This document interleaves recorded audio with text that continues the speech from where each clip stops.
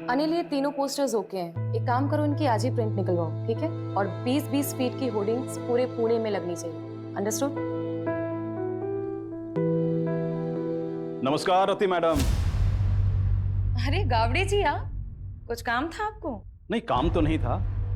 योगेश हमारे छोटे भाई की तरह था, तो मैं सोचा कि खुद आकर के आपको प्यार से समझाऊं। तो एक कॉल ही कर लेते ना। इस उम्र में इतनी तकलीफ क्यों दे रहे हैं खुद को? आप अकेली औरत मैडम, कैसे करोगी ये सब? धूप में घूम घूम कर मुरझा जाइएगा। अरे आपके त्वचा देखकर लगता है कि आपको पार्लर जाना चाहिए, स्पा कराना चाहिए। क्या ये सब इलेक्शन और वोट के चक्कर में आप पड़े?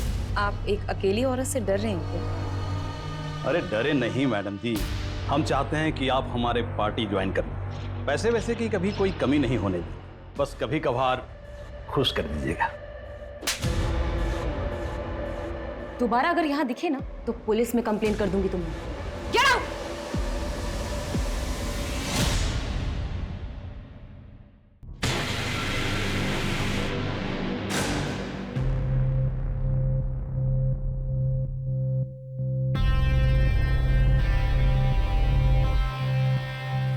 रति, कब तक हम ऐसे छुप छुप के मिलते रहेंगे?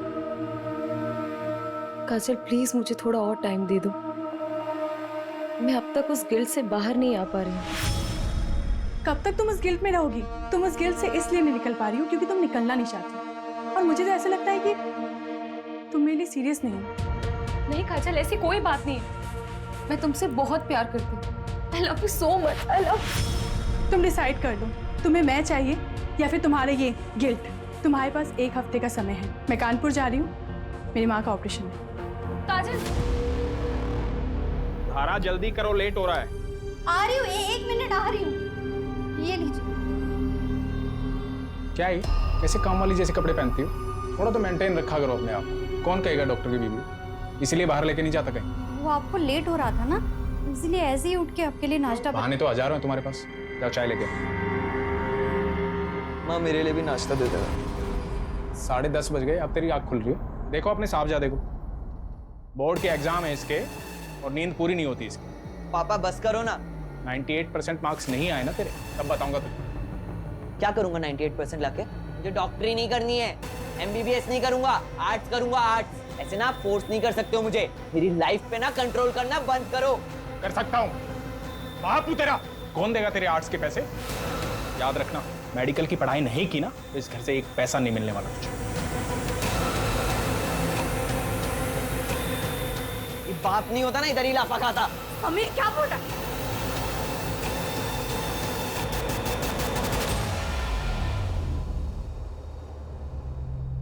माता जी, ये दवाई मैंने लिखी है और ये हमारे कैंप की तरफ से फ्री। जुग जुग जियो बेटा, तुम बहुत ही अच्छा काम कर रहे हो। भगवान तुम्हारी सारी मनोकामना पूरी करे।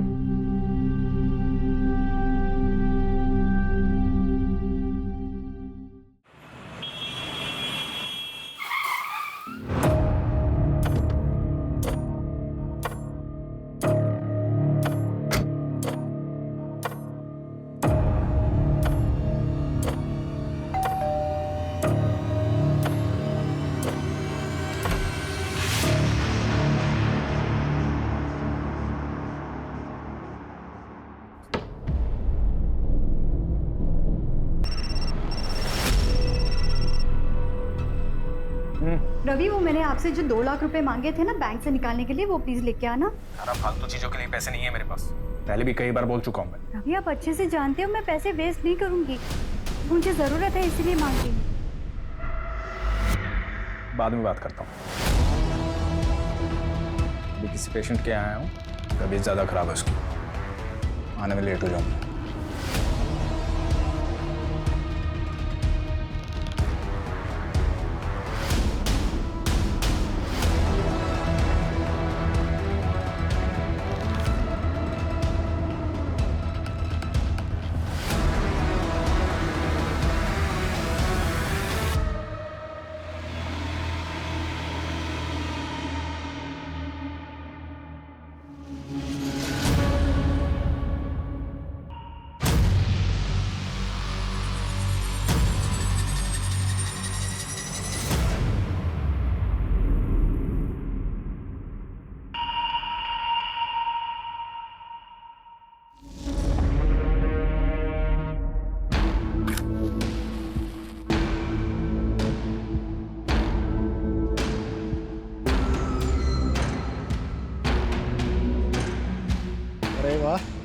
ये वाली क्या बात है। यार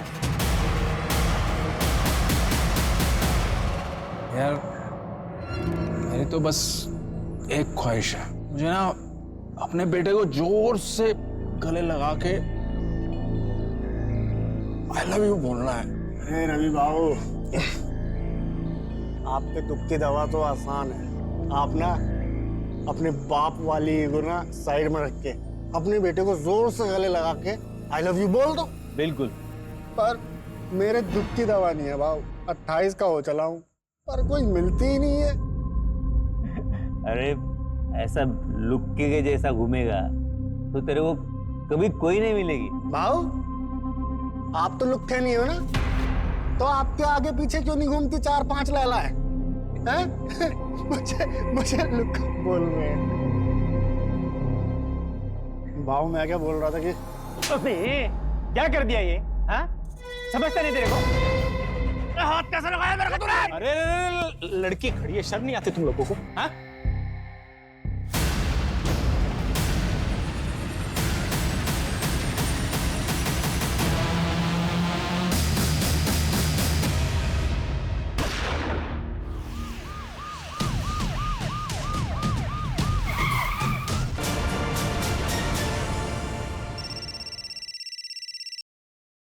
हेलो क्या? माँ क्या हुआ? समय पापा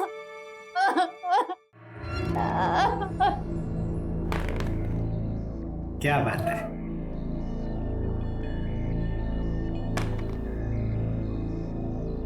पापा आपका 1 आया था, आपने 3 क्यों चलाया? मैंने चीटिंग नहीं किया। पापा आप चीटिंग कर रहे हो। चाय लो।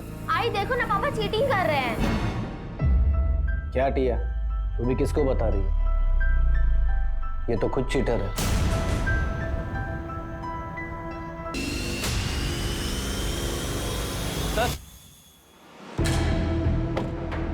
सर ये रवि की सीढ़ियाँ, इसमें एक नंबर मिला है जो आज सुबह से बंद आ रहा है। किसका नंबर है? सर जय कामली के नाम पर रजिस्टर्ड है।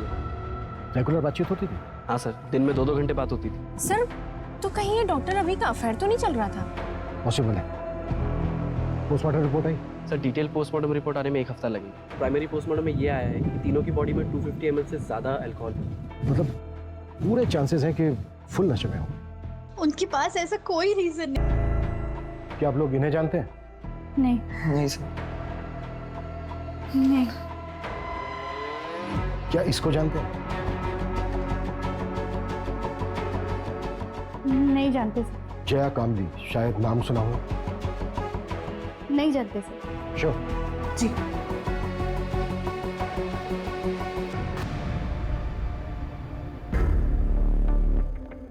सॉरी सर, वो थोड़े गुस्से वाले हैं। मंजू यस।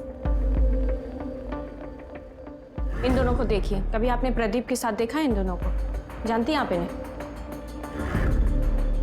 नहीं, मैंने नहीं देखा। प्रदीप की फैमिली में से जानती है किसी को? क्योंकि हम उसके घर पे गए थे, घर पे ताला लगा हुआ था और नेबर से भी हमें कोई खास इन्फॉर्मेशन नहीं मिली। नहीं सर, उसने कभी कुछ बताया नहीं, शायद वो अकेला ही रहता था। अच्छा मिसेस तावड़े, क्या आप कोई ऐसा रीजन जानती हैं जिसकी वजह से प्रदीप सुसाइड कर सकता है? नहीं सर, मैं अच्छे से जानती हूँ उसको। प्रदीप सुसाइड कर ही नहीं सकता। अपना वादा याद है ना तुम्हें? भूली तो नहीं? वरना मैं अभी भी पुलिस के पास जा सकती हूँ। नहीं, पुलिस के पास मत जाना। मैं रवि के अंतिम संस्कार में बिजी थी। मैं तुम्हारा काम कर देती हूँ। जल्दी करो, मैं और दिन ज्यादा वेट नहीं कर सकती हूँ। हाँ ठीक है।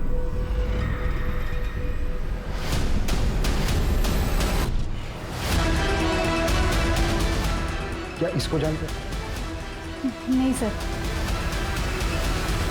Doctor, I am really worried for Rati.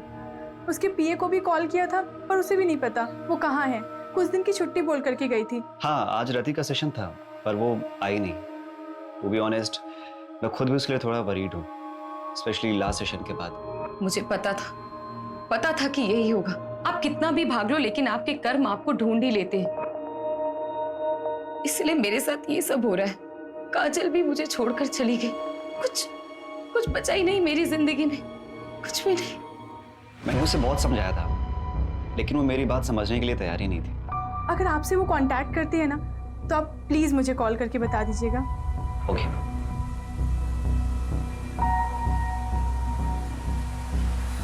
Sir doctor Ravi ने पाषाण में 3 करोड़ का फ्लैट बुक किया है। 3 करोड़ का घर? जी। नॉमिनी कौन है? बेटा नॉमिनी, फ्लैट बीवी के नाम पे बुक किया। हाँ लेकिन सर गन की बैलिस्टिक रिपोर्ट आ गई, ये देखिए। थोड़ी सी शॉकिंग है, रवि के पास जो गन थी उससे एक भी बुलेट नहीं निकली। प्रदीप और जो अननोन विक्टिम मिला है उनके गन से एक बुलेट निकली, लेकिन गोली तो तीनों को लगी। चलो और शाम तक उसे छोड़ना कल। 1 minute Manju. Shamra. Yes sir. इसको बाहर लेके चलो। सूरज बैंगलोर सील कर। Okay sir.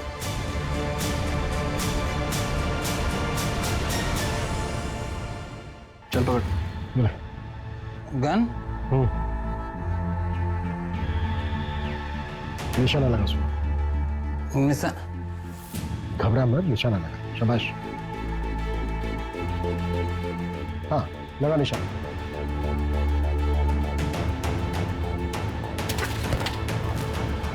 इसको तुरंत हॉस्पिटल लेके जाओ और इसका अल्कोहल कंटेंट चेक करो। क्विक। चलो चलो। मान लेते हैं ये है मिस्टर एक्स। मिस्टर एक्स के राइट हैंड में गन थी। मिस्टर एक्स ने प्रदीप को शूट किया।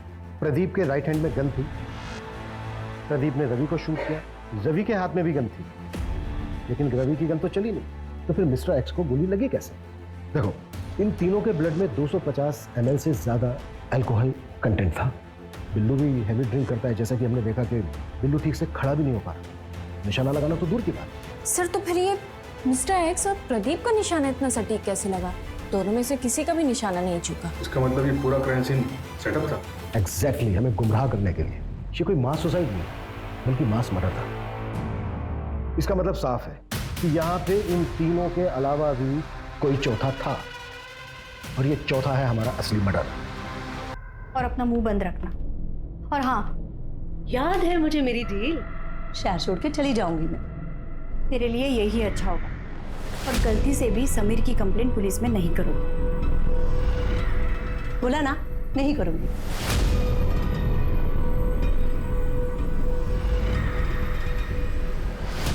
सर पहले डॉक्टर रवि की वाइफ धारा के कॉल रिकॉर्ड चेक किया। उसमें एक नंबर मिला है जो जया कामली के नाम पर रजिस्टर्ड। ये उसका दूसरा नंबर है। और सर अजीब बात तो ये है, धारा और जया की बात डॉक्टर रवि के मरने के एक दिन बाद से शुरू हुई। तो कहीं वो चौथी लड़की ये धारा या फिर जया तो नहीं है?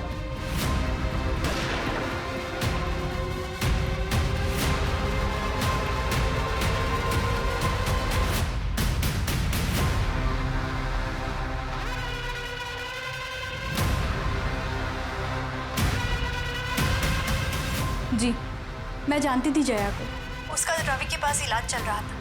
उसने रवि की मौत के बाद सांत्वना देने के लिए फोन किया था। जी।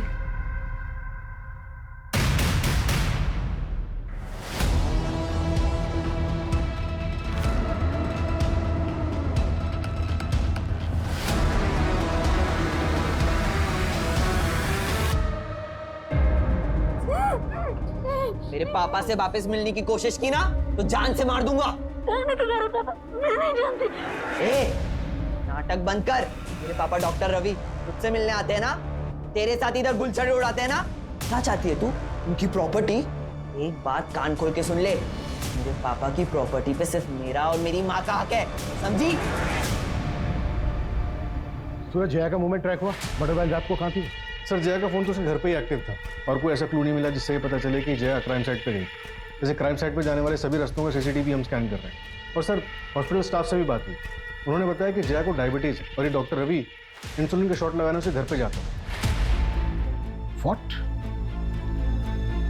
तो डॉक्टर रवि और जया के बीच में अफेयर नहीं था?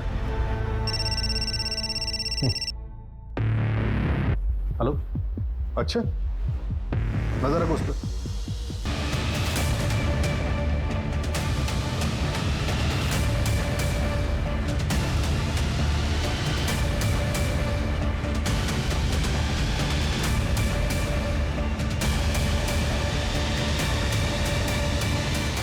हो गया ना आज का खोटा पूरा? इन तीनों को गन तूने ही सप्लाई की थी, इसको जानता है तू?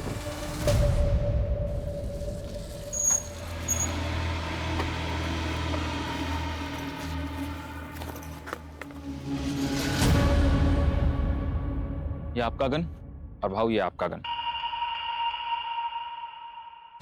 और अक्षय भाऊ ये खास आपके लिए। अरे अक्षय भाऊ ये क्या कर रहे हो आप? अरे यार बस ट्राई कर रहा था, सॉरी। इसमें गोली दी तो मैं तो ऊपर पहुंच जाता। गोली लाया? गोली दे। हाँ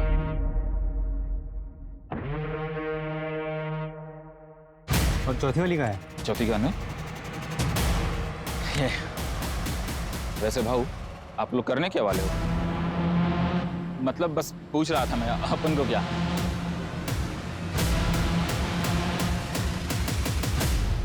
आलू?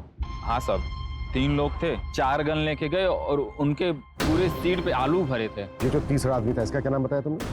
अक्षय नाम है उसका, यही कोरेगांव पार्क में ही रहता है। मेरा एक दोस्त है जो उसका पड़ोसी है, तो उसी ने डील कराई थी। इस अक्षय का घर परिवार? घर परिवार तो नहीं पता साहब, लेकिन वो एड्रेस दे सकता हूँ। तो शायद ये मास सुसाइड ही था। शायद हाँ। गन इन तीनों ने खुद खरीदी। सवाल ये है कि चौथी गन किसके लिए खरीदी गई? तो शायद वो गन किलर के पास। इन तीनों ने और वो चौथा आदमी औरत जो भी कोई है, इन सब ने मिलकर ये प्लान किया होगा और फिर ये चौथा शख्स बैकआउट कर गया होगा। या फिर ये भी हो सकता है कि शुरू से इसका ये प्लान था। सवाल ये है कि ये चौथा शख्स कौन है और उस चौथे शख्स का इन तीनों के साथ क्या कनेक्शन है। सबसे पहले हम इस कनेक्शन को ढूंढना। और सर वो आलू जो शाहिद ने बताया था, इतने सारे आलू से समझ में नहीं आ रहा है। मैं तो बेहोश था हॉस्पिटल में, कल ही डिस्चार्ज हुआ हूं। मुझे तो पता ही नहीं था कि अक्षय इस दुनिया में नहीं। इस महीने मेरा ऑपरेशन है, 10,000 कम पड़ रहे थे, वो इसी जुगाड़ में लगा था। उसने जिंदगी में अपने लिए कुछ नहीं किया, मेरे पीछे ही परेशान रहता था। वो कभी आत्महत्या नहीं करेगा। देखिए चंदन जी, ये तो हम नहीं कह सकते, पर क्या आपकी जानकारी में कोई ऐसा है जो अक्षय को जान से मार सकता है? कोई ऐसा क्यों करेगा? सीधा साधा था मेरा बेटा, न नशा, न लड़की, न कोई और ऐशी, सिर्फ मेहनत करना जानता था। चंदन जी, ये 2 लोग हैं जिनकी बॉडी हमें आपके बेटे अक्षय की बॉडी के साथ मिली थी। आप जानते हैं? नहीं, मैंने इनको नहीं कभी देखा। ठीक है चंदन जी, अभी आप अपने घर जा सकते हैं। मंजू, गायकवाड़ को बोलो कि वो इनको इनके घर तक छोड़ दें।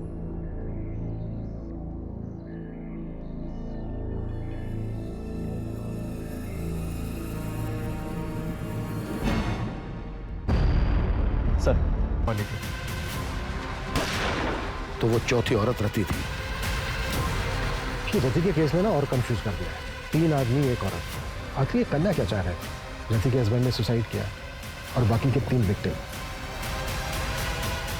कहीं ये सब कुछ रति के पास से तो नहीं जुड़ा हुआ है?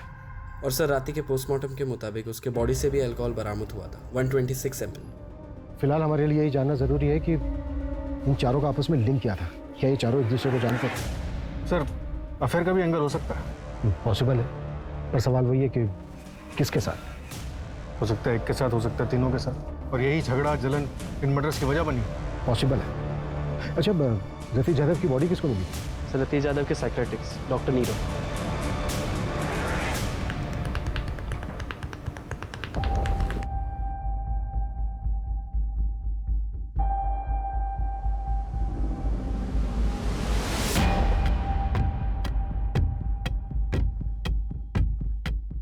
हेलो सर, रियली सॉरी, आप लोग काफी टाइम से वेट कर रहे हैं क्या? नहीं, इट्स ओके। एक्चुअली हमें आपसे रति जाधव के बारे में बात करनी थी। आप रति के डॉक्टर थे ना? जी। दरअसल हमें ये जानना था कि क्या रति किसी बात को लेकर परेशान थी? जी, एक्चुअली रति गिल्ट में थी। ये समझ नहीं पा रही हूँ कि ये गिल्ट खत्म कैसे होगा। गिल्ट? किस बात का गिल्ट था रति को? कुछ साल पहले उसके हस्बैंड योगेश की डेथ हो गई थी और रति उसके लिए खुद को जिम्मेदार मानते थे। रति आई एम हो। ये तुम दोनों? क्या हो रहा था? योगेश, योगेश मेरी बात सुनो। क्या बात सुनो तुम्हें? तुम्हें शर्म नहीं? मेरा नाम, मेरी इज्जत सब मिट्टी में मिल जाएगा। इलेक्शन कैंपेन स्टार्ट होने वाला है। तुम टेंशन मत लो, मैं और काजल कहीं दूर चले जाएंगे। मुझे छोड़कर सबको पता चल जाएगा, मेरा नाम, मेरा करियर, मेरी इज्जत सब बर्बाद हो जाएगा। योगेश मेरी बात सब सुनो। बर्बाद हो जाएगा। योगेश! योगेश! योगेश की सुसाइड से उभर ही नहीं पा रही थी। सब वो अब्रॉड जाने के लिए तैयार तो हो गई थी, लेकिन उसको वो गिल्ट खाया जा रहा था। अब्रॉड जाने के लिए? और वो इलेक्शंस? सब वो ये सब कभी नहीं करना चाहती थी। वो तो योगेश के शुरू किए हुए प्रोजेक्ट्स को कंप्लीट करना चाहती थी। उसके बाद ईयर एंड में हमारा कनाडा जाने का प्लान था। अब कनाडा सेटल होने का प्लान था। वहाँ की एक यूनिवर्सिटी में मैंने पीएचडी का फॉर्म भी फिलअप कर दिया था। सब कुछ ठीक चल रहा था, सब कुछ। लेकिन उस दिन हमारे बीच झगड़ा हो गया। कब तक तुम उस गिल्ट में रहोगी? और मुझे तो ऐसा लगता है कि तुम मेरे लिए सीरियस नहीं हो। नहीं काजल, ऐसी कोई बात नहीं। I love you so much, I love. और मैं कानपुर चली गई। सब मेरी गलती है सर। ठीक है।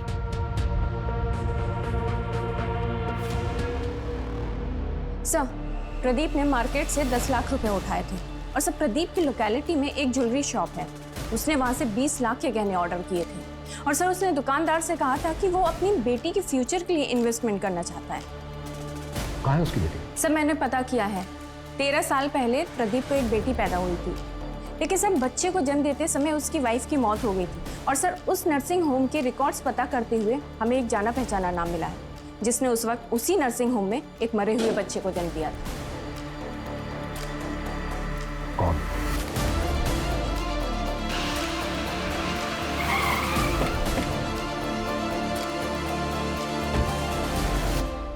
क्या? तेरा ये भी मरे हुए बच्चे की बात सुन के टूट जाते। विनय, हाँ? 14 अप्रैल की रात को 8 से 12 के बीच में कहाँ थे तुम? विनय सर यही घर पे ही थे, मेरे और टिया के साथ।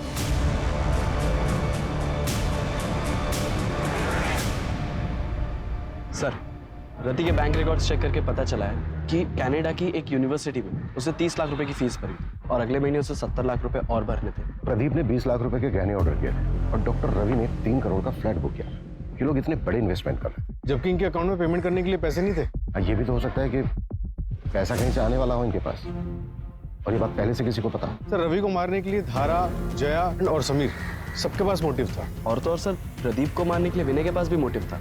और रति पॉलिटिकल फिगर थी, हो सकता है उसको कोई दुश्मन बन गया। थप्पड़ बहुत महंगा पड़ेगा मैडम जी। तुम्हारी यूनिवर्सिटी की फीस है 1 करोड़।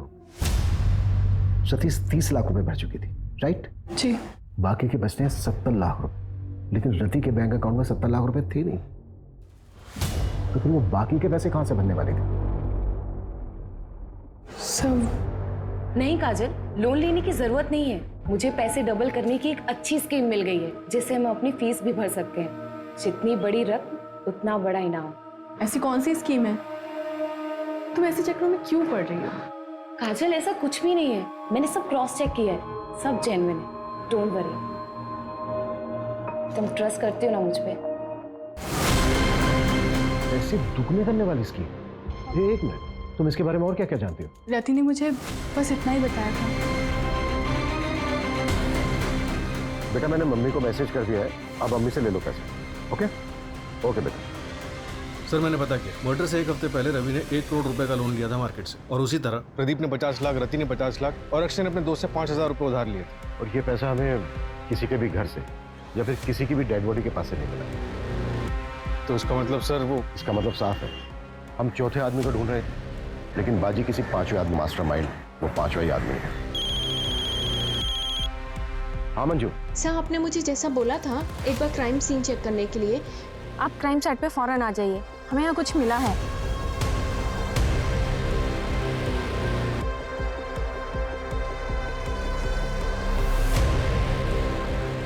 सूरज,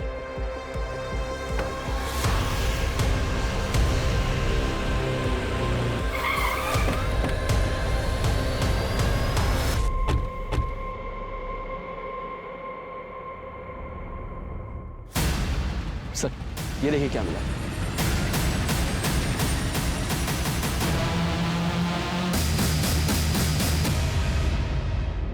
ये चल क्या रहा है यार? जमीन के अंदर मटकों में आलू। गन सेलर शाहिद ने उन तीनों को गन बेचते वक्त उनकी कार में बहुत सारे आलू देखे थे। Right sir. 4 डेड बॉडीज, इतने सारे सस्पेक्ट्स, पैसा दुगना करने की स्कीम, मुझे पैसे डबल करने की एक अच्छी स्कीम मिल गई है। मास सुसाइड करने का नाटक, और ये जमीन के अंदर इतने सारे मटकों में दबे हुए आलू। सूरज, हमें उस 5 आदमी को जल्द से जल्द ढूंढना होगा, लेकिन फिर वही सवाल कि वो 5 आदमी है कौन और कहां है? सर जैसे आपने बोला था, मैंने वो लाइन जितनी बड़ी रकम उतना बड़ा इनाम, उसके बारे में ऑनलाइन सर्च किया तो 10 साल पुराना एक केस गोरखपुर का मिला है। ये रही उसकी फाइल।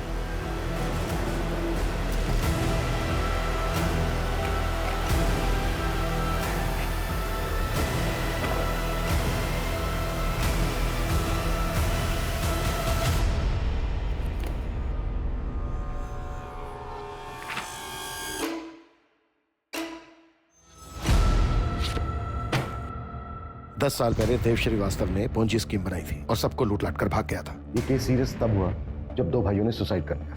पुलिस ने खूब पूछताछ की थी देव श्रीवास्तव से, लेकिन उसके खिलाफ कोई सबूत नहीं मिला। फिर भी मैं गोरखपुर पुलिस से कांटेक्ट करता हूँ, पता करता हूँ कि देव श्रीवास्तव आजकल है कहाँ, है भी या नहीं। क्विक सर, देव श्रीवास्तव 4 साल पहले मर चुका। एक और डेड है? नहीं सर, देव का एक बेटा है जो 2 साल पहले यहीं पुणे में शिफ्ट हुआ था। इसका हमारे किसी सस्पेक्ट के साथ कोई कनेक्शन है? हाँ सर, ये देखिए।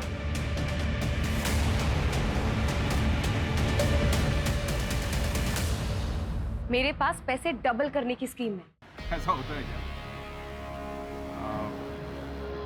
आदमी भरोसे गए? हाँ, मैं उसे अच्छे से जानती हूँ, लेकिन एक आदमी और चाहिए विधि के लिए। वो तो मैं ले आऊंगा। अरे पर पैसे लेके भाग गया तो? अरे नहीं यार, रति ने मुझे बोला है पहले वो डेमो देगा। क्या डेमो के लिए पैसे देने होंगे? अरे नहीं नहीं, डेमो के लिए पैसे नहीं, कुछ और लगेगा।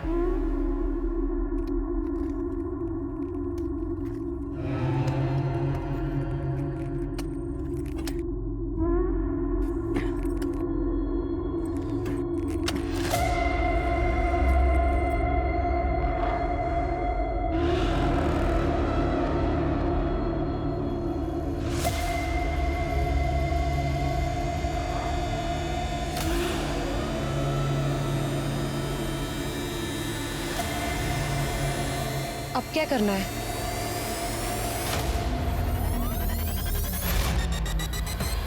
तुम चारों का कार्य समाप्त हुआ और मेरा कार्य आरंभ। इसके लिए तो तुम्हारे पास एक ही रास्ता है, तुम तुम्हारी पार्टनर काजल के साथ अब्रॉड चली जाओ। लेकिन डॉक्टर, मेरे पास इतने पैसे नहीं हैं। इसके लिए मेरे पास एक रास्ता है, सीक्रेट है। मैं पैसे डबल कर सकता हूँ। क्या? कैसे? एक तरीका है, अब साइंटिफिक नहीं है, और इस विधि को पूरा करने के लिए तुम्हें 4 लोगों को इकट्ठा करना होगा जो कि पैसा डबल करने की चाह रखते हो। लेकिन डॉक्टर, ये सब होगा कैसे? पहले तुम 4 लोगों को आइडेंटिफाई कर लो, उसके बाद मैं तुम्हें डेमो भी दे दूंगा। उसके बाद अगर तुम चारों को मुझ पर भरोसा होता है तब पैसे लेकर आना।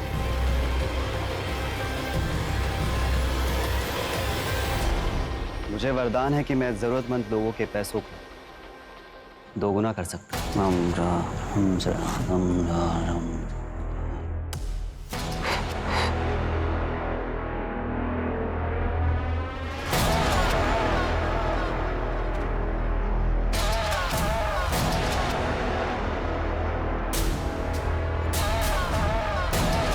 यहाँ आओ, यहाँ खोदो, सच क्या है खुद ब खुद पता चल रहा है।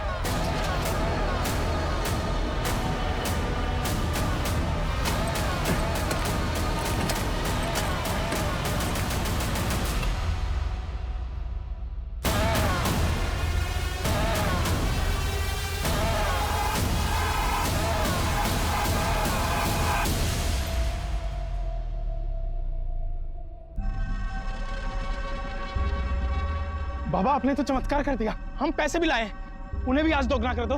पैसों को 2 गुना करने के लिए इससे भी मुश्किल विधि करनी पड़ी। मैंने रति को बताया था, इसके लिए शस्त्र की भी पूजा होती है।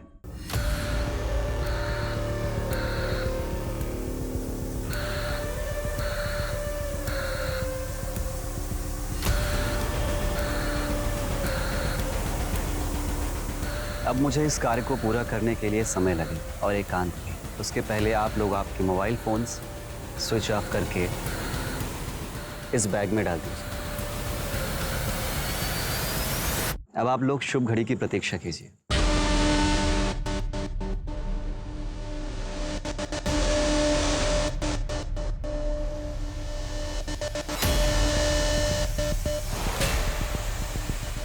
भाव मैं क्या बोल रहा था कि अबे क्या कर दिया ये? हाँ, समझता नहीं तेरे को?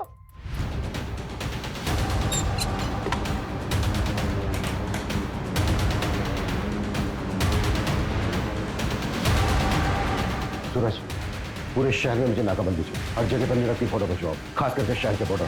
क्विक।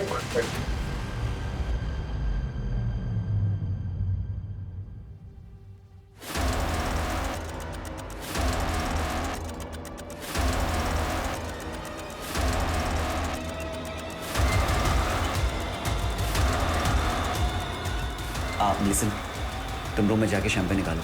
ओके। मैं बस 2 मिनट में आया। मैं बस 2 मिनट में आया। 2 मिनट नहीं बेटा, तेरे को बहुत लंबा समय लगने वाला है। अब लेके चलो इसको। अरे सर मेरी बात। सर मार लेना, जी भर के मार लेना, लेकिन पहले ये तो बताओ कि मुझे ढूंढा कैसे? मैरीगोल्ड, यही पोस्ट कार्ड था ना तेरे केविन की वॉल पर। पहले हमें लगा कि ये कोई होटल है। पिछले 6 महीने में कम से कम 60-70 होटल गए होंगे, पर तू कहीं नहीं मिला। फिर मैं पता चला, ओ नहीं, ये कोई होटल नहीं है, बल्कि ये तो मुंबई का एक्सक्लूसिव मेंस सीक्रेट क्लब है। एक पोस्ट कार्ड से क्लब तक पहुंच गए। तुझे क्या लगा तू ही जीनियस है? तेरे जैसे फ्रॉस्टर्स अपनी झूठी शान में पैसा उड़ाने के लिए क्राइम करते हैं। फ्रॉड में जीनियस हूं मैं। अपने इशारे पे लोगों को नचाता हूं और वो चारों तो अपने लालच की वजह से मारेगा। मेरा उसमें कोई रोल नहीं है। वो चारों लालची और तू निर्मोही जिसे कोई मोह नहीं। अरे तूने तो उस अक्षय तक को नहीं छोड़ा। वो बेचारा 5,000 रुपए डबल करना चाहता था, पता है क्यों?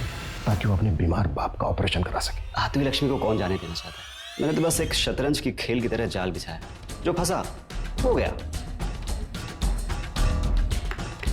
बेटा अब हम तुझे भी नहीं जाने देंगे। अब अपनी पूरी जिंदगी जेल में खेलना था। ये बता तू आलवों को डबल कैसे करता था? वो तो मैं पहले से गाड़ के रखता था, पर लालचियों को मेरी ये मामूली सी ट्रिक भी समझ में नहीं आई।